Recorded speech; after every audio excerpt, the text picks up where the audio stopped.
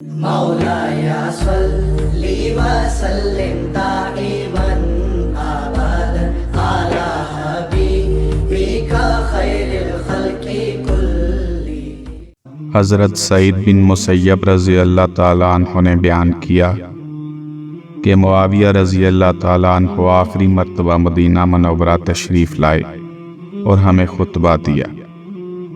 آپ نے بالوں کا ایک گچھا نکال کر کہا کہ یہ یہودیوں کے سوا اور کوئی نہیں کرتا۔